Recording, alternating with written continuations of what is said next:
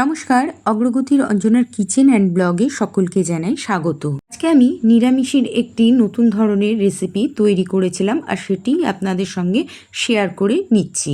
তৈরি করেছিলাম সাবুদানা দিয়ে সাবুদানার পরোটার রেসিপি।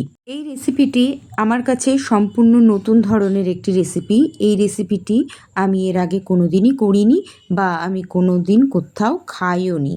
সম্পূর্ণ নিজের চিন্তা ভাবনা দিয়েই তৈরি করেছিলাম এই রেসিপিটি, কিন্তু কিছুটা আমি ইউটিউবে থেকে দেখেছি যে এই ধরনের রেসিপি আদৌ তৈরি করা যায় কিনা, কারণ ইউটিউব সার্চ করলে সব রকম জিনিসই দেখতে পাওয়া যায়।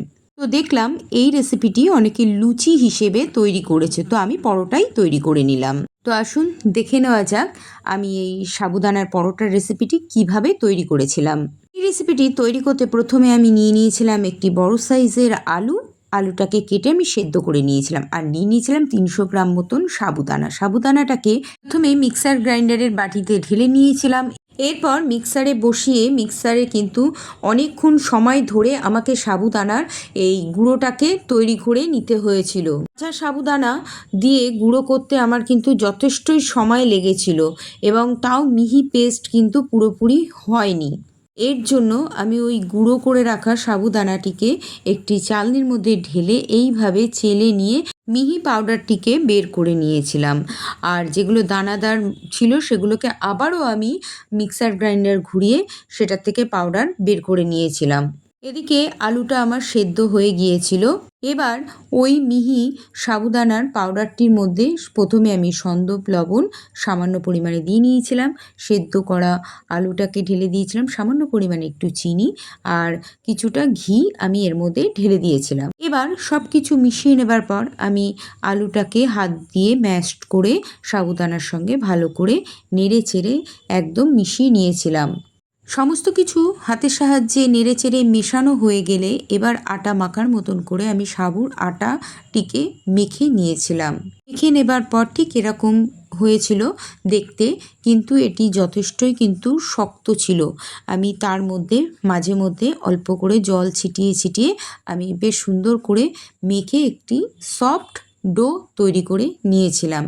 দেখুন, দেখে হয়তো বুঝতেই পারছেন এবার এটা বেশ আটা ও ময়দা মাখার মতন একটি সফট ডো তৈরি হয়ে গিয়েছিল। পর্যায়ে আমি 5টা লেচি কেটে নিয়েছিলাম এবং বেলন চাকিতে বেলে বেশ বড় বড় রুটির সাইজের পরোটাগুলোকে বেলে নিয়েছিলাম।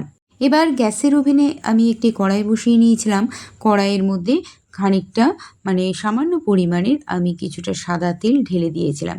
এই তেল গরম হয়ে আসার পর আমি তখন এই বেলে রাখা সাবুদানার রুটিগুলোকে এর মধ্যে আস্তে আস্তে একটা একটা করে ছেড়ে দিয়েছিলাম। ছেড়ে ঠিক এইভাবে উল্টে পাল্টে আমি হালকা করে ভেজে তুলে নিয়েছিলাম। খুব কড়া করে ভাজতে যাবেন না, আমিও খুব কড়া করে ভাজিনি, কারণ খুব কড়া করে ভাজলে এটা যদি খুব শক্ত হয়ে যায় তখন খেতে সমস্যা হতে পারে।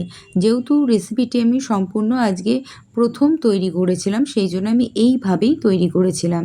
দেখুন, এইভাবেই সব কটা সাবুদানার রুটিগুলোকে তেলের মধ্যে ছেড়ে উল্টে পাল্টে ভেজে পরোটায় তৈরি করে নিয়েছিলাম। এক এক করে আমার প্রত্যেকটা সাবুদানার রুটিগুলোকে ভাজা হয়ে গেলে তেলের মধ্যে থেকে আমি তুলে নিয়েছিলাম। প্রত্যেকটি এই সাবুদানার রুটিগুলোকে আমি এইভাবেই তেলের মধ্যে ভেজে নিয়েছিলাম।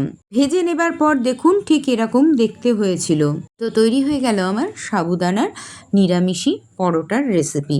আর সাবুদানার পরোটার সাথে তৈরি করে নিয়েছিলাম সাদা আলুর তরকারি। এই সাবুদানার পরোটার রেসিপিটি খেতে সত্যি খুব ভালো হয়েছিল। নিরামিষের দিনে আপনারাও কিন্তু তৈরি করে খেয়ে দেখতে পারেন সাবুদানার রেসিপিটি। আর ভিডিওটি কেমন লাগলো অবশ্যই কিন্তু কমেন্ট করে জানাবেন।